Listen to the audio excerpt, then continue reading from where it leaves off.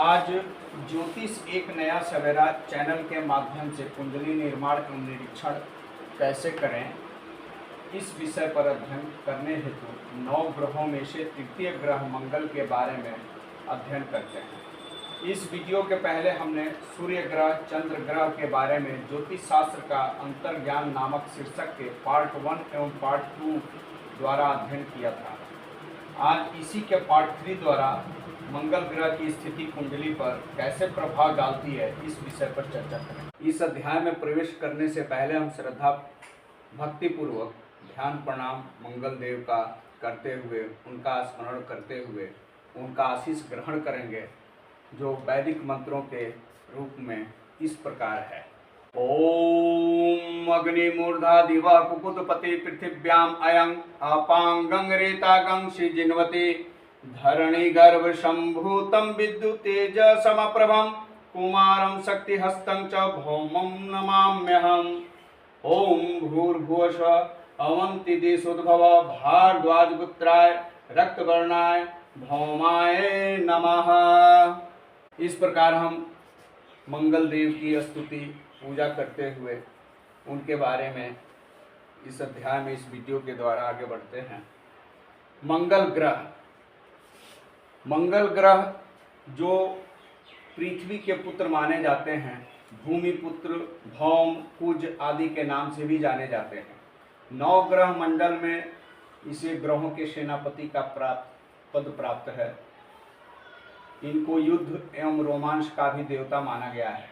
सूर्य की परिक्रमा करने में 687 दिन पूरे लगते हैं। इनकी गति में निरंतर परिवर्तन होता रहता है।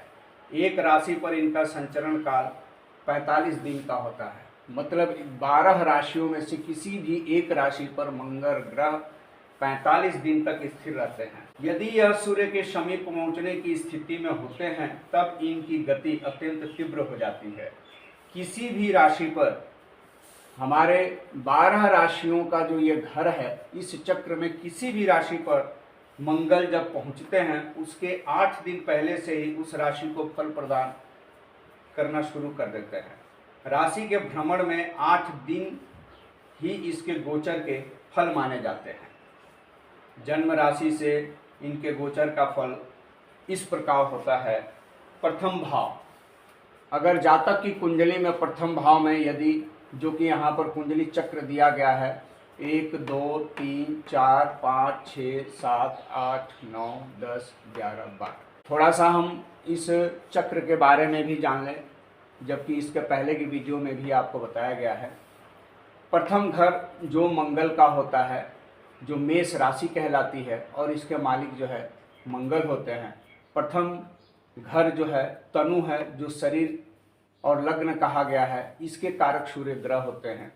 द्वितीय ग्रह जो वृष राशि है, जिसके अधिपति शुक्र हैं, और बृहस्पति इस घर के कारक है। द्वितीय घर को हम धन भाव या धन के विषय में जानते हैं।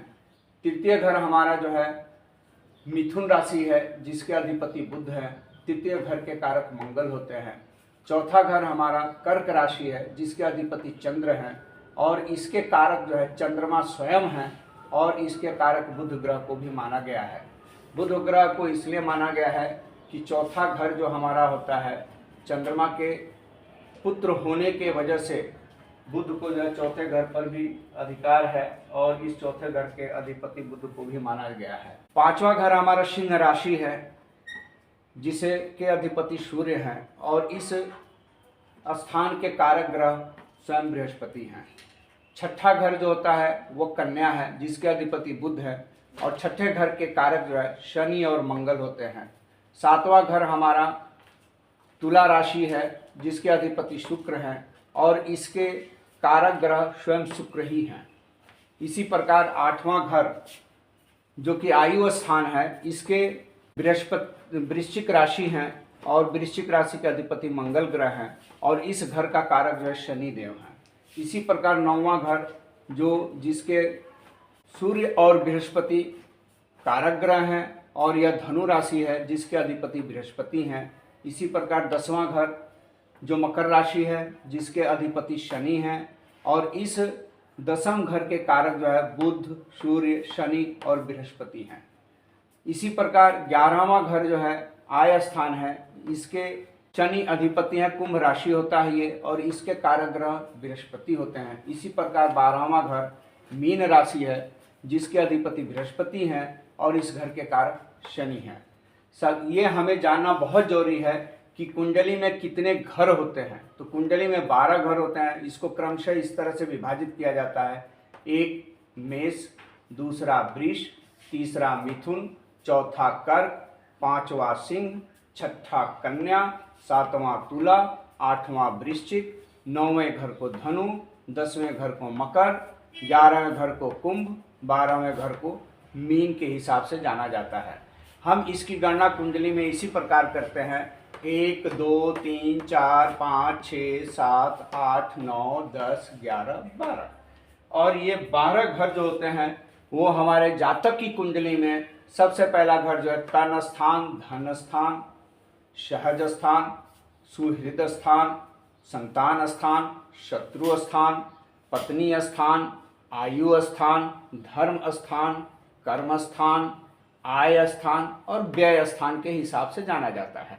अब हम आते हैं मंगल ग्रह के प्रथम भाव में स्थापित होने पर हमें क्या क्या जो है उसके फलाफल मिलते हैं।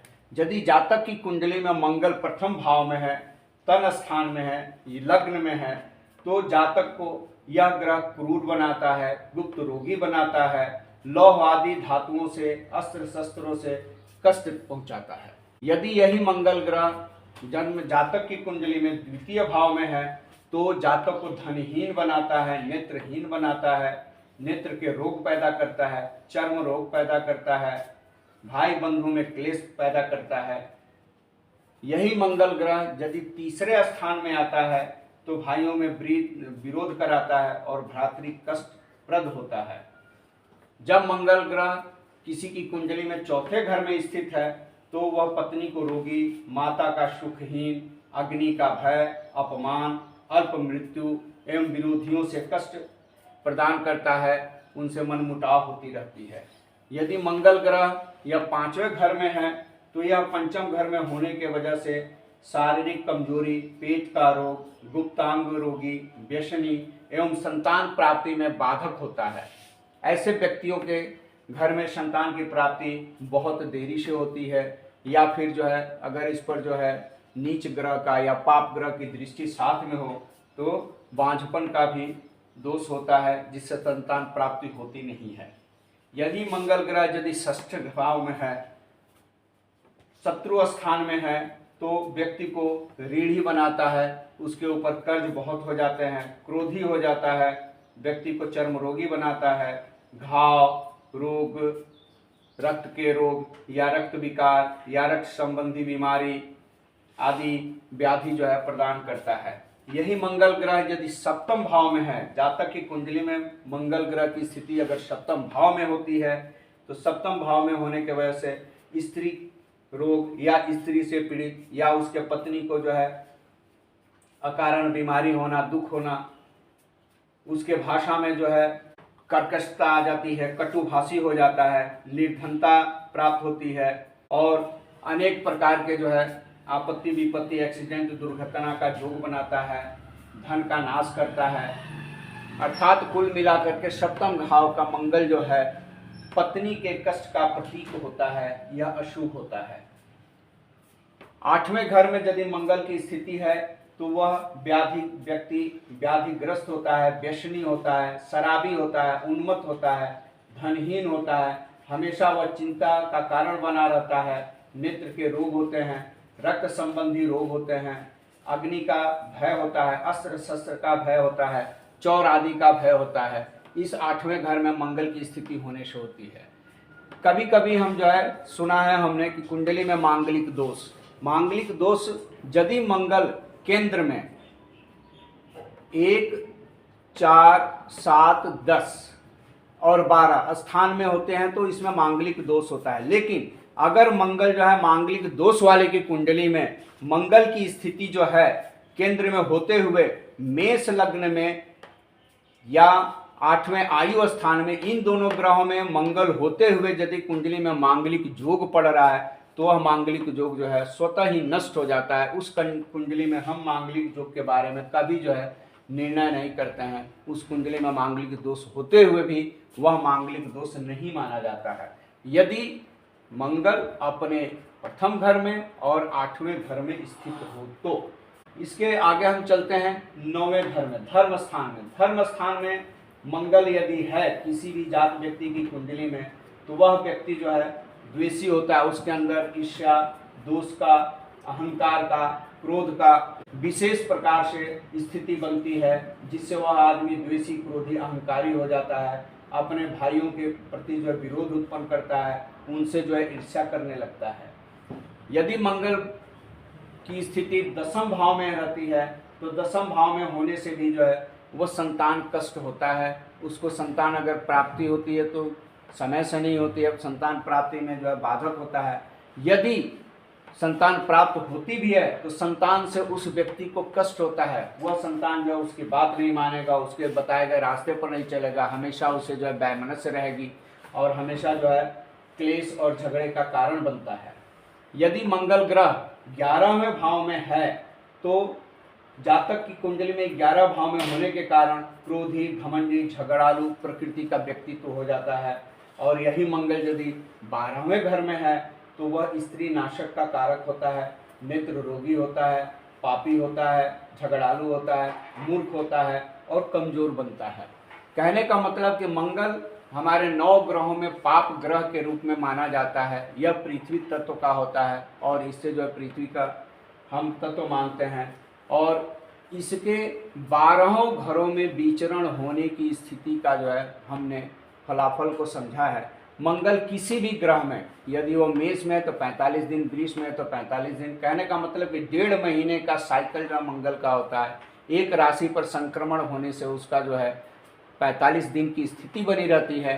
और जिस दिन इसका संक्रमण किसी राशि में होता है उससे 8 दिन पहले से ही जो है अपना प्रभाव देना शुरू करता है और 8 दिन के अंदर जो प्रभाव मंगल का होता है वही प्रभाव जो है 45 दिनों तक अर्थात 1.5 महीने तक उस स्थान पर मंगल प्रभावशील रहता है। मंगल को हम तृतीय भाव का कारक मानते हैं। जैसे कि आप देख रहे हैं इस चक्र में जो है हमने मेष के सामने मंगल लिखा है, वृष के सामने शुक्र लिखा है, मिथुन के सामने बुध लिखा है, कर्क के सामने चंद्र लिखा है, सिंह के सामने सूर्य लिखा है, कन्या के सामने बुध लिखा है, तुला के सामने शुक्र लिखा है, वृश्चिक के सामने मंगल लिखा है, धनु के सामने गुरु लिखा है, मकर के सामने शनि लिखा है, कुंभ के सामने शनि लिखा है, मीन के सामने गुरु लिखा है।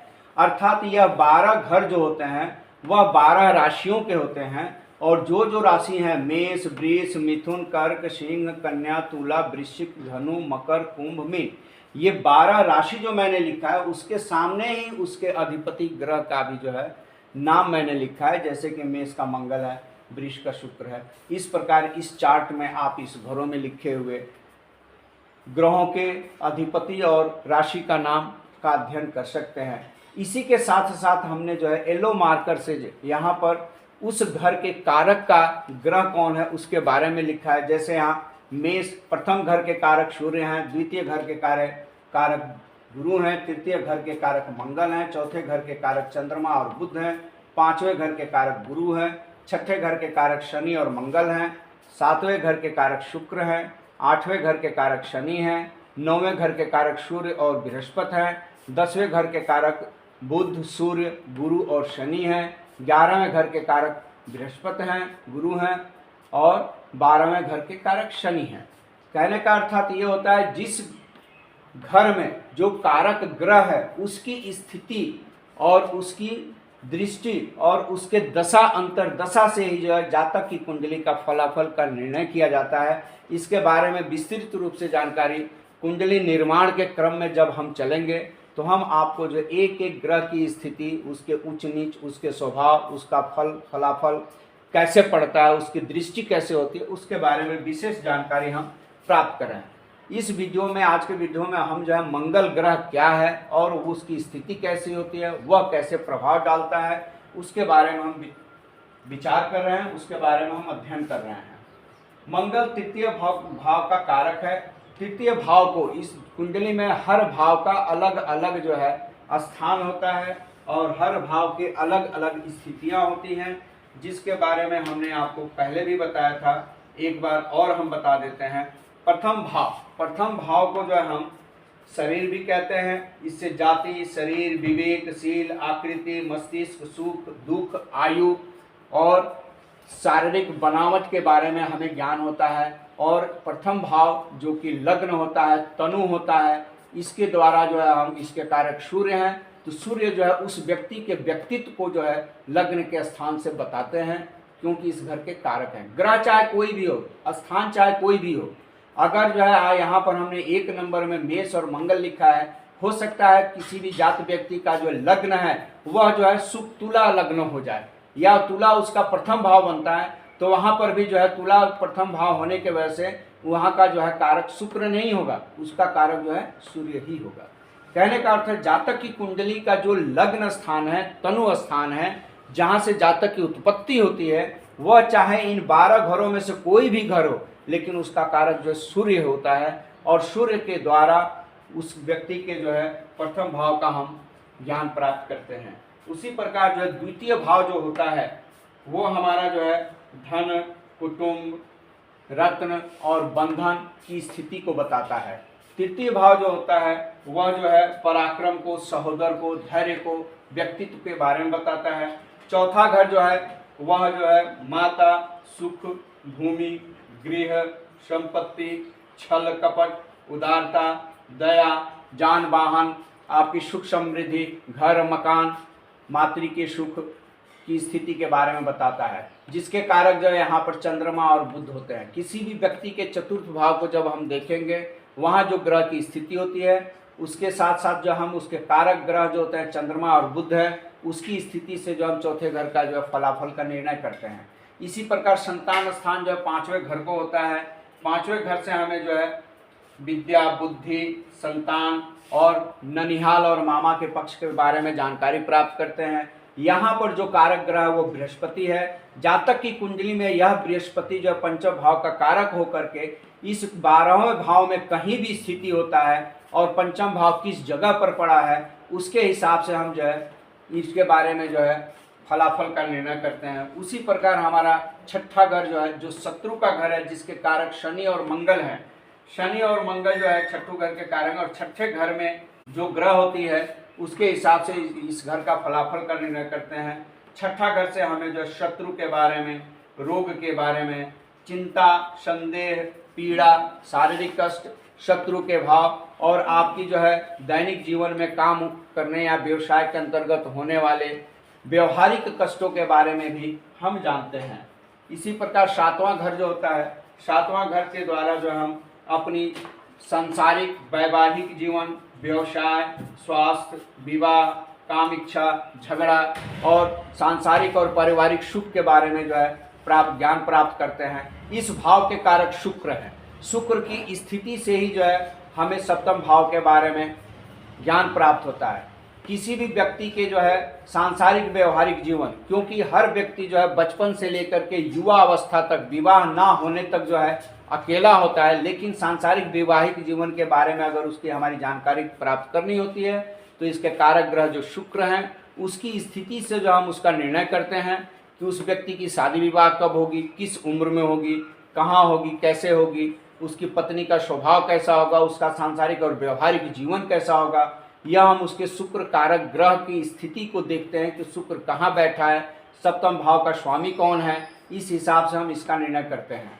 अगला आता है 8वां घर। 8वां घर, अष्टम घर को हम आयु घर कहते हैं। आयु का मतलब होता है कि आपकी जन्म तो हुई है, मृत्यु का कारण क्या होगा, कैसे आपकी मृत्यु होगी, किस महीने, किस तारीख को, किस तिथि को, कितने सन में, कितने साल के बाद आप जो है शरीर को त्याग करके मृत्यु को प्राप्त करते हैं, वह समय, लग्न, नक्षत्र, ग्रह, ये सारी जानकारी यहाँ से मिलती है।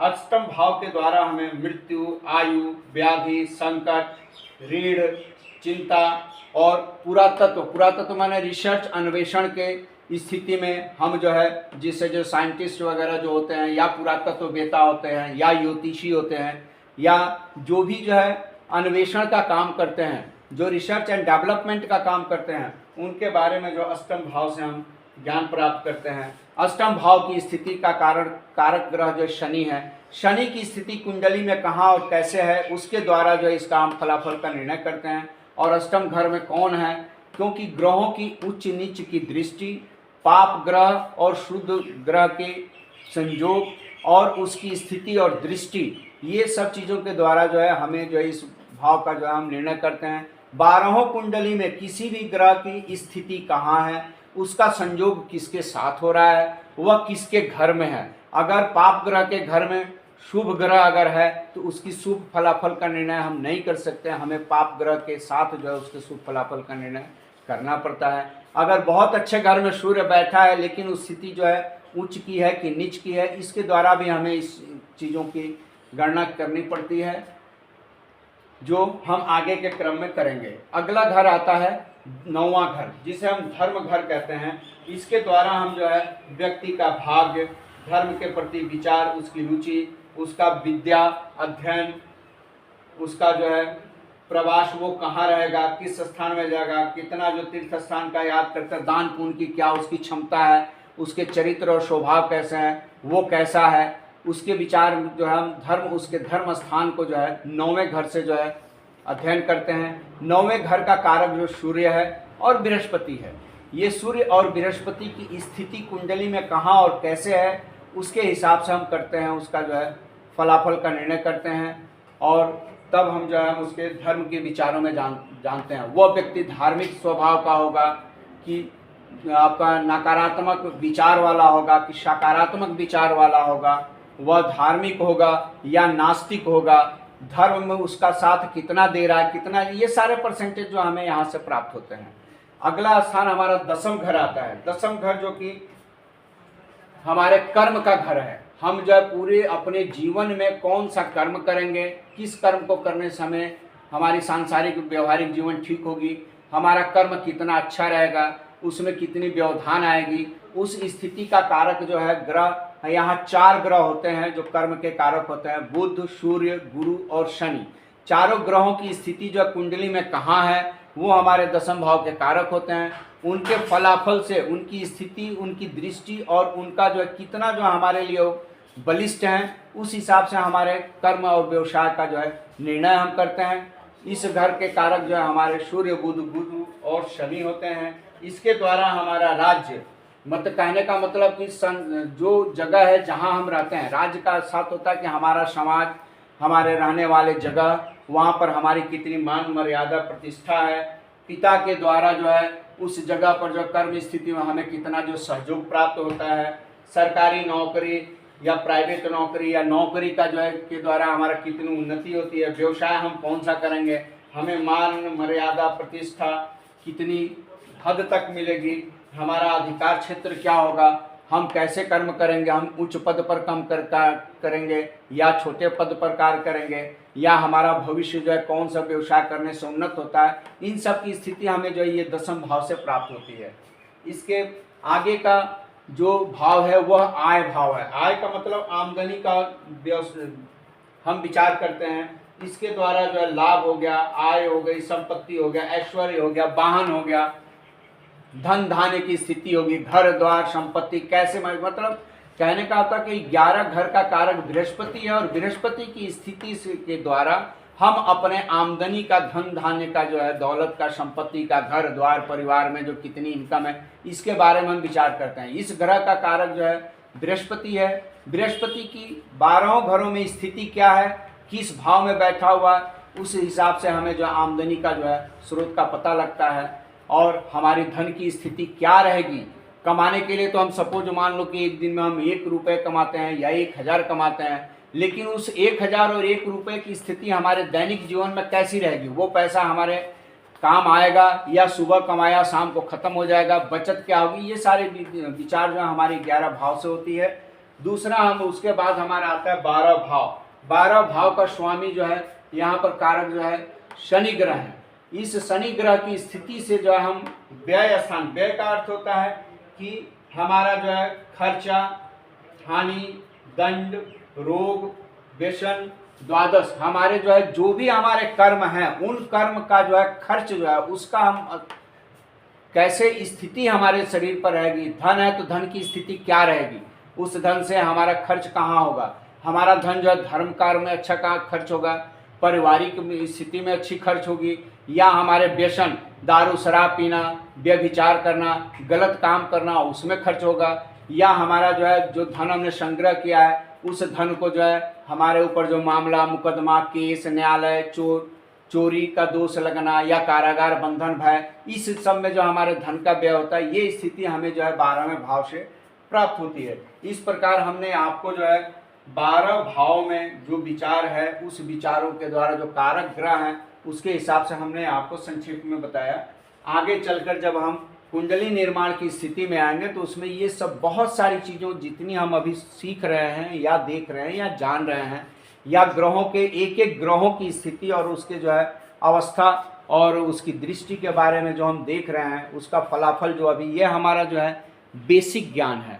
ये ज्ञान अगर हमारे पास नहीं है तो इस चक्र को अगर हम सामने रख दें और इसको हम चाहे जितनी बार पढ़ें या देखें, जब तक उसके मूल तत्व की ज्ञान हमारे पास नहीं होती तब तक हमको जो है उसके फलाफल करने में जो है 100% हम जो है सही दिशा में फलाफल नहीं कर पाएंगे। फिर तो हमारा ये हो जाएगा कि अंदाज में या हवा में जो हम बात कर लेंगे, अच्छा ये ग्रह यहाँ है, अधूरी ज्ञान में हम जो ये तो सूर्य है जी, सूर्य जो है यहाँ शनि के घर में बैठा हो तो इसका फल बुरा होगा। ऐसे कहने से हम किसी के बारे में जो है जानकारी नहीं से प्राप्त कर सकते। इसके लिए हमें जो इसके बारे में बृहद जानकारी होगी। अगर आप जो है इसके गूढ़ रहस्य तत्वों को अगर सीखना और जानना चाहते हैं तो ये चक्र के बारे में जानना बहुत ज़रूरी है, और इसको जो है आप कहीं पर नोट भी कर सकते हैं, इसको लिख भी सकते हैं, या वीडियो को बार बार सुनने से भी आपको ये चीज़ें जो है याद हो जाती हैं। तो हम थे यहाँ पर मंगल ग्रह के बारे में हम बात कर रहे थे। यहाँ मंगल ग्रह जो तृतीय भाव का कारक है, एक बार फिर से बताते हैं, तृतीय भाव का कारक होने से इस मंगल से हम जो है पराक्रम का, भाई बहनों के सुख का, उपचय दुश्चिक्य आपोक्लेम आदि के नाम से भी जो है हम जानते हैं। इनके द्वारा इन सब चीज़ों के बारे में जो हमें पता लगता है, जिसका कारक जो है स्वयं मंगल ग्रह है। इनकी स्थिति से, इनके भाव के द्वारा हम पराक्रम, कर्म, साहस, धैर्य, शौर्य, आयुष्य, सहोदर, नौकर चाकर, गायन, योगाभ्यास, क्षय, श्वास, काश एवं दमा आदि रोग के बारे में मंगल की स्थिति, स्थान एवं उच्च नीच के द्वारा प्रभाव को समझते हैं और समझना चाहिए। मंगल ग्रह जो है हमारे पुरुष जाति के हैं, रक्त वर्ण है इनका, ये दक्षिण दिशा के मालिक हैं, इनका तत्व अग्नि है, इनकी प्रकृति पित्त वाली है, धैर्य तथा पराक्रम के ये स्वामी हैं, भाई बहन का कारक हैं, रक्त एवं रक्त शक्ति का नियामक कारक हैं। ज्योतिष शास्त्र में इन्हें पाप ग्रह माना गया है। यह उत्तेजित करने वाले ग्रह हैं, तृष्णा कारक होते हैं और सदैव दुखदायी कारक होते हैं। मंगल तीसरे और छठे स्थान में बली होते हैं। मंगल जिस जगह बैठे हैं वहां से 1 2 3 तीसरे स्थान के और 4 5 6 मतलब जहां मंगल बैठे हैं वहां से तीसरे और छठे घर में जब बली बलवान होते हैं, और दशम में दिग्बली 1 2 3 4 5 6 7 8 9 10। अगर मंगल तीसरे घर में बैठे हुए हैं तो तीसरे घर से जो 5वें घर में, और 5वें से जो है 8वें घर में, और 8वें से जो है 12वें घर में, मतलब 3 6 घर में ये बली होते हैं। 10वें स्थान में जो ये दिग्बली होते हैं। और चंद्रमा के साथ अगर मंगल ग्रह की स्थिति कुंडली में बनती है तो उस समय जो है मंगल जो चिष्टा बली होते हैं। द्वितीय स्थान और जिस घर से बैठे हैं वहां से 1 2 दूसरे स्थान में जो है चंद्रमा मंगल जो है बलहीन होते हैं। इस प्रकार हमें कुंडली में इनको समझना चाहिए। कर्क राशि के 28 अंश पर मंगल की स्थिति नीच की हो जाती है, और मकर राशि के 28 अंश पर मंगल की स्थिति उच्च की हो जाती है। मंगल जिस भाव में होते हैं वहां से उनकी दृष्टि की हम गणना करते हैं। मंगल जिस घर में है 1 2 3 तीसरे घर को, चौथा, पांचवा, छठा, सातवां, आठवां। कहने का जो यहाँ मंगल की स्थिति तीसरे घर में है, तो यहाँ से जो है हम अगर गिनती करते हैं तो तीसरा घर जो है ये पुत्र स्थान, संतान स्थान हो गया। और 10वां घर जो है 1 2 3 4 5 6 7 8 9 10 व्यय स्थान हो गया। तो यहाँ से मंगल की दृष्टि जो है यहाँ पर और यहाँ से यहाँ पर मंगल की दृष्टि 25% की होती है। जो मैंने लिखा है तीसरे 8वें घर में एक चरण अर्थात 25% की दृष्टि से ये देखते हैं उस घर को। बाकी घरों को जो है इस प्रकार देखते हैं। 5वें और 9वें घर 1 2 3 4 5, मतलब मंगल की स्थिति अगर यहाँ है तो यहाँ से जो है वो हमें जो है 1 2 3 4 5 और दूसरा जो है 6 7 8 9। कहने का अर्थ होता है कि अगर कुंडली में मंगल यहाँ पर बैठे हैं उस समय की जो है कुंडली का जो है हम जब कुंडली निर्माण करते हैं तो हम ग्रहों की स्थिति जो है उस महीने के जो है हिसाब से चक्र में निरूपित करते हैं, उनका स्थान देते हैं। और जो मंगल जिस स्थान में बैठा है वहाँ से 5वें घर को और 9वें घर को 50% की दृष्टि से देखते हैं, तो उस घर को इनकी दृष्टि जो है 50% रहती है।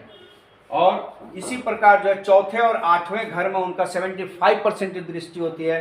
3 चरण की दृष्टि होती है, वो हमारा 1 2 3 4 और 5 6 7 8। कहने का मतलब है यहाँ बैठ करके वो जो है यहाँ और यहाँ 2 घरों में चतुर्थ और अष्टम घर में जो है 75% की दृष्टि से देखते हैं। मंगल की संपूर्ण दृष्टि जो है 4 7 8 हाउस जो है 1 2 3 4 5 6 7 और 8।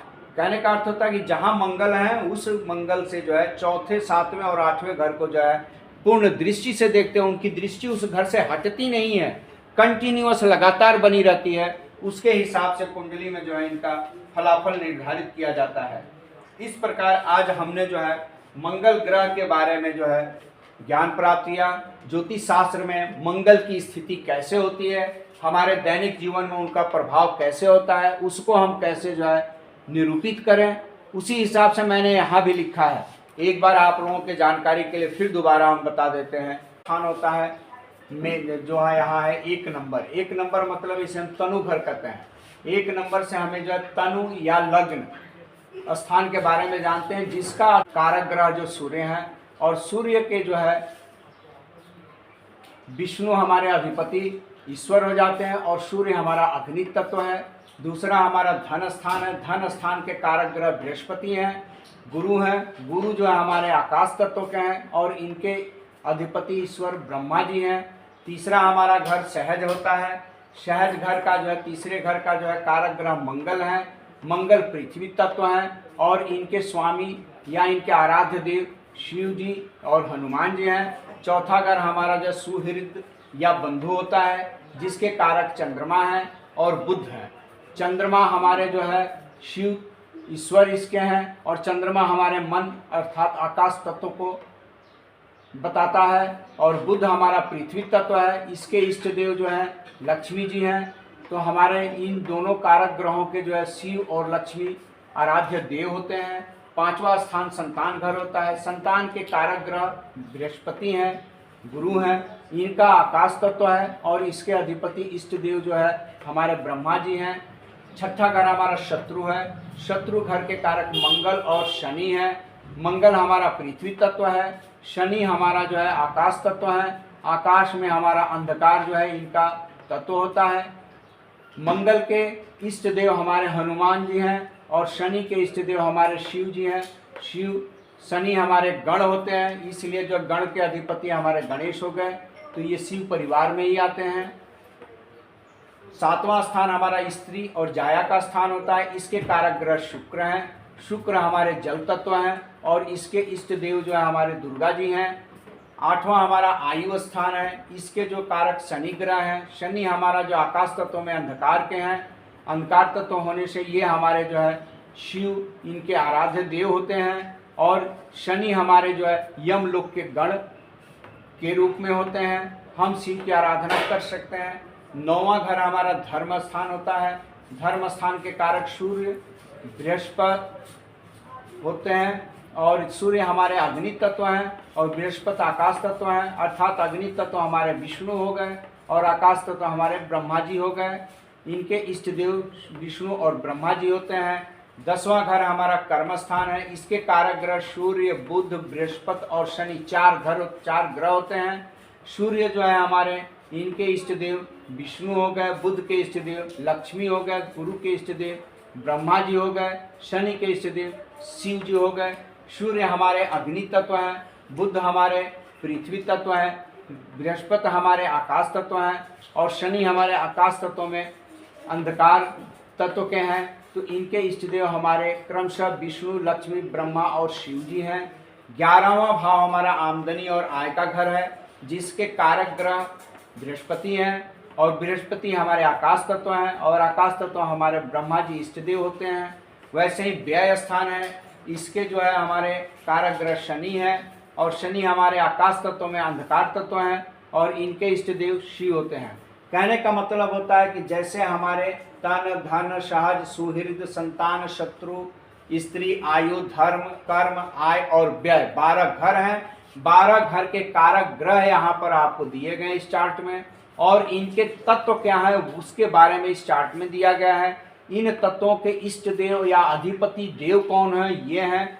कुल मिला जुला करके यहाँ पर अगर हम देखें तो यहाँ पर हमें जो है एक तो आते हैं विष्णु, दूसरे आते हैं ब्रह्मा, तीसरे आते हैं दुर्गा और लक्ष्मी, चौथे आते हैं शिव,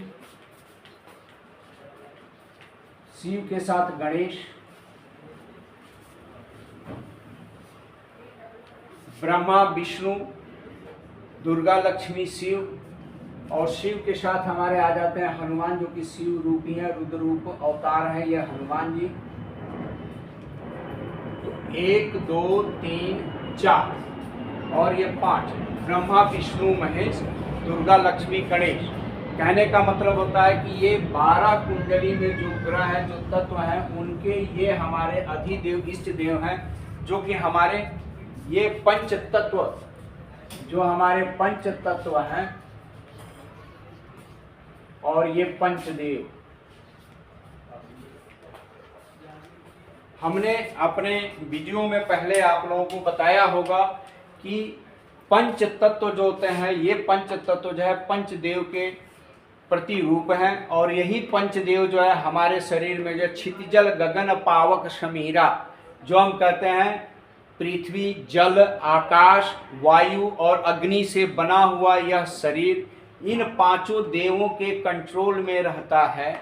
और अगर हम इन 5 देवों की आराधना और स्तुति अच्छे से करें तो ये जो 9 ग्रह जो होते हैं और ये 12 घर जो होते हैं और 12 ग्रहों को प्रभावित करने वाले जो 9 ग्रह हैं, इन 9 ग्रहों की स्थिति हमारे प्रति सर्वदा अनुकूल रहेगी और हमें ये ग्रह जो है जितने भी प्रभाव हमारे शरीर पर डालते हैं या हमें प्रभावित करते हैं, इनका फलाफल भी हमारे प्रतिकूल समय में भी अनुकूल ही रहेगा। ज्योतिष शास्त्र में कहा गया है किम कुर्वन्ति ग्रहा सर्वे जस केंद्रे बृहस्पति। कहने का तात्पर्य यह है कि जिसके केंद्र में, जिसके शरीर पर 5 जो पंच देव हैं उनकी स्थिति अगर सही रहेगी, ब्रह्मा की स्थिति, विष्णु की स्थिति, शिव दुर्गा की स्थिति, गणेश लक्ष्मी और हनुमान की स्थिति, जो कि पंच तत्व रूपी ब्रह्म हैं, इनकी स्थिति अगर हमारे शरीर पर जो है सकारात्मक शक्ति के साथ रहेगी तो ये ग्रह हमारा कुछ भी बिगाड़ नहीं सकते। व्यर्थ ही हम 9 ग्रहों की स्थिति से खराब रहते हैं। अरे शनि खराब है तो ये कर लो, मंगल खराब है ये कर लो, बुध खराब है ये कर लो, बृहस्पति खराब है ये कर लो। इस प्रकार जो है 9 ग्रहों की स्थिति हमारे शरीर पर खराब है। जब सारे ग्रहों की स्थिति हमारे पास खराब ही रहेगी तो हम जिंदा कैसे रहेंगे, हम दैनिक जीवन कैसे करेंगे, सांसारिक और व्यवहारिक जीवन को कैसे हम अनुकूल लाएंगे। ग्रहों की स्थिति खराब है और इसी चिंता में अगर हम डूबे रहें तो फिर हमारा दैनिक जीवन और ये जो हमारा शरीर है, हमारी जो है जिंदगी है, वो खराब हो जाएगी। मेरे कहने का तात्पर्य यह है कि हम पंच तत्व और पंच तत्वों के अधिपति पंचदेव, और पंचदेव जो है इनसे जो है इन सारे ग्रहों की जो है उत्पत्ति हुई है। तो हम अगर जो है पंचदेवों की आराधना श्रद्धा भक्ति पूर्वक दैनिक जीवन में नित्य करते रहें तो ये 9 ग्रहों का प्रभाव हमारे शरीर पर जो अनुकूल पड़ेगा और हमारे 9-12 कुंडली के जो 12 भाव हैं इनके फलाफल हमारे ऊपर अनुकूल पड़ेंगे। इसी के साथ आज का जो है अध्याय जो मंगल ग्रह के बारे में जो हम अध्ययन कर रहे थे इसको जो है विराम देते हुए हम अगले ग्रह के बारे में अगले वीडियो में चर्चा करेंगे। इस प्रकार आज के इस वीडियो में हमने 9 ग्रहों में से तृतीय ग्रह मंगल देव के बारे में अध्ययन किया। राशि चक्रों में इनका स्थान, भेद, स्वभाव, स्थिति, फलाफल एवं दृष्टि के बारे में सामान्य ज्ञान लाभ किया। इस प्रकार सर्वप्रथम 9 ग्रहादि के बारे में सबसे पहले सामान्य जानकारी प्राप्त करेंगे। यह अत्यंत आवश्यक है कि ग्रहों, नक्षत्रों के एवं उनकी प्रकृति स्थिति के बारे में जानना, क्योंकि इसी के द्वारा हम कुंडली अध्ययन को बड़े ही आसानी से प्राप्त कर सकेंगे एवं विस्तृत जानकारी हेतु यह अति आवश्यक भी है। उम्मीद है कि यह संक्षिप्त विश्लेषण आपके लिए ज्ञानवर्धक रहा होगा। अगले वीडियो में बुध और ऐसे ही बृहस्पति, शुक्र, शनि, राहु के बारे में जानकारी प्राप्त करते हुए कुंडली निर्माण पर विचार अध्ययन एक ज्योतिष फलाफल के तरफ प्रस्थान करेंगे और समझने में आसान रहेगा। अतः आगे की कड़ी में जुड़ने के लिए इस वीडियो को लाइक करें, सब्सक्राइब करें, कमेंट करें ताकि अगली वीडियो के जानकारी का नोटिफिकेशन आप तक पहुंच सके और आपको सुगमता प्राप्त हो सके। आपके हित एवं समाज कल्याण के लिए मेरा यह निःशुल्क प्रयास लाभकारी सिद्ध हो, इसी कामना से निरंतर हम आगे बढ़ते रहेंगे। आपको यह चैनल निवेदित है। हर हर महादेव।